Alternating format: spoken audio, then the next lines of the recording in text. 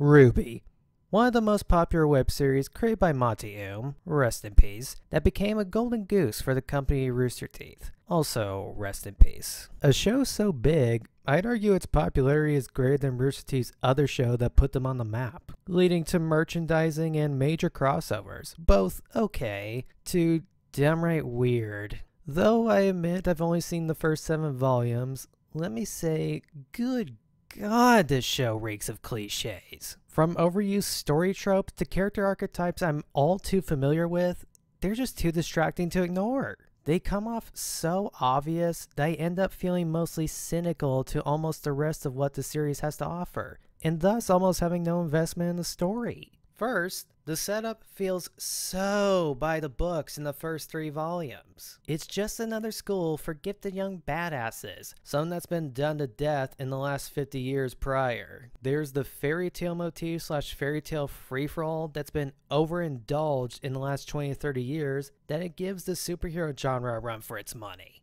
Like with how the major characters are on-the-nose inspirations from fairy tale / folk story characters, along with parts of the setting. And then Volume 3 committed the sin of having a shonen tournament arc, which I had little issue with despite it being overdone, until I watched this season. I'm just glad they ditched these plot points by the end of Volume 3. And then you have the character archetypes. So many of these, I and many others have seen dozens of times already. You have the spoiled, rotten rich kid who has a heart of gold and slowly turns on their parents. The cat girl and the jokes associated with her motif, like her love for fish. The wise, caring mentor. A villain is a complete madman to a point where it's hard for him to contain his laughter. How original. Along with others that escape me at the moment. Now that's not to say these are bad character tropes, but when they've been done with more iconic characters and there's no fresh take on them, it just makes me sour when they're rinsed and repeated. And this may be a nitpick, but I can't stop thinking of a couple of moments that left me unimpressed. Yes, I know the action is stellar and is part of the show's highlights. Unfortunately, these moments reveal how limited the animation feels at times. One example includes the horse-like Grim from Volume 4 that's supposed to come off as a big threat and ties to Ren and Nora's backstory. The series makes it seem like a big deal, but all I can recall is that it mostly just stands around menacingly. Is that it? That's boring. I can understand if its evil aura can lead to devastation to anywhere it goes, but if how it does it is so forgettable, then such villain's execution fails in the final product. A little update, the humanoid part of it does stretch out his arms to attack, but I still think my point still stands. I feel it should at least be able to do more than just that. Then you have the strong guy who is a part of Salem's inner circle who has a beef with Ozpin. Whenever he powered up once he learned Ozpin was at the final battle of Volume 5, the sequence comes off disappointing despite his strong vocal delivery announcing himself to Ozpin. Yes, he roids up, but it feels so bare bones and inferior to sequences like anytime we ever see Bane do the same thing in Batman media. There's probably moments to name from the first 3 volumes, but at least I can give those a pass as an excuse for early installment weirdness. These were at points when the series was improving in both animation and drama. That said, thankfully, these are few and far between, at least from what I can recall. Speaking of the first 3 volumes, yes, there's a lot to be said of the animation in the early seasons, with their poor textures, lack of background assets, mostly characters, and the movements being clunky as hell that you'd swear they were doing a poor imitation of C-3PO. But this is stuff to easily shrug off because, again, early installment weirdness, something that Red vs. Blue was guilty of in its first 2 seasons before it became hilarious. And besides, with each passing volume, Rwby's animation gets better and better. One more complaint I have. What the shit was with that Justice League crossover? I look at pictures of it, then I read the plot synopsis, and it comes off as pure fan fiction. Even the designs for half the league look stupid. Look at Superman. People are complaining about James Gunn's soups for his upcoming film, yet Warner Brothers allowed this to happen. Just looking at it makes me want to... Ugh. And then there's the casting choices. Carl Grimes as Soups? Really? And Nat Wolff, The fool that butchered Light Yagami is Batman? Who thought this was a good idea? Thankfully, the second part brings in some much needed normalcy, in addition to having professional voice actors play the league. So, that's my main gripes with the series. There's likely more to dissect, but I will just leave that to others like H-Bomber Guy, who has already done a feature-length essay on the series years back.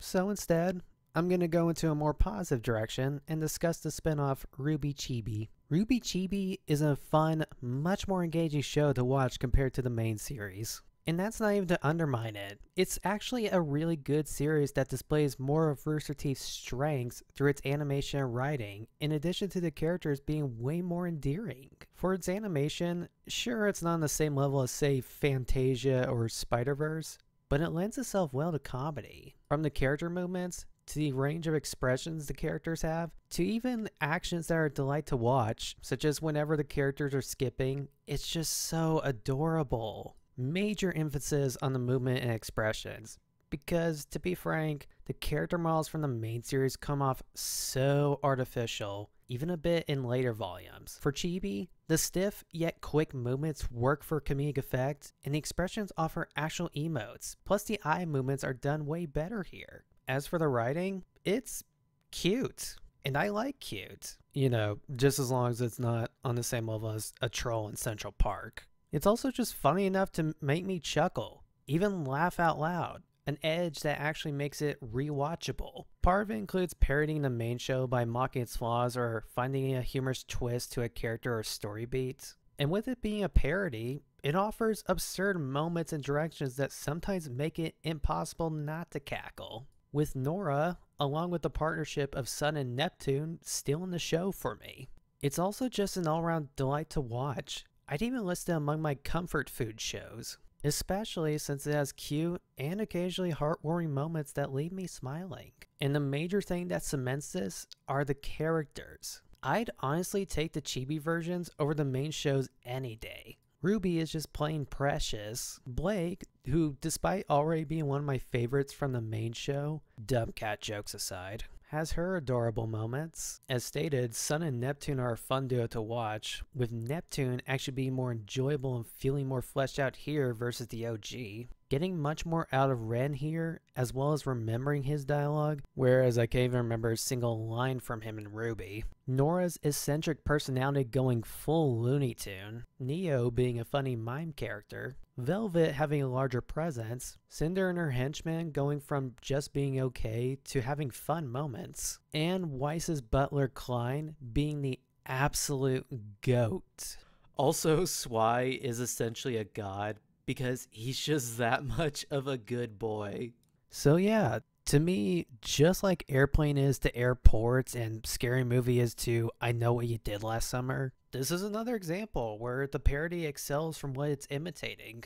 I apologize to the many Rooby fans out there, especially the friends I knew who were fans, but it just doesn't work for me. But I'll be fair and give the series some praise. As stated, the animation is a highlight, especially as it gets better over time, rather than continuing to look like something similar to an old Rainmaker project. And there are some characters and story elements I'm willing to praise, like how there's the twist of none of the characters, not even Ozpin, having a clue of how to beat the big bad Salem. And there's the character of General Ironwood, someone who started out as a good, reasonable authority figure, who reasonably slipped into the antagonist role in Volume 7 out of desperation to defend his kingdom and the world of remnants. I can also give it some respect for its popularity, regardless of whether or not it's earned. As someone who's been a fan of Rooster Teeth since discovering Red vs. Blue during its Recollection arc, all genuine controversies aside by the way,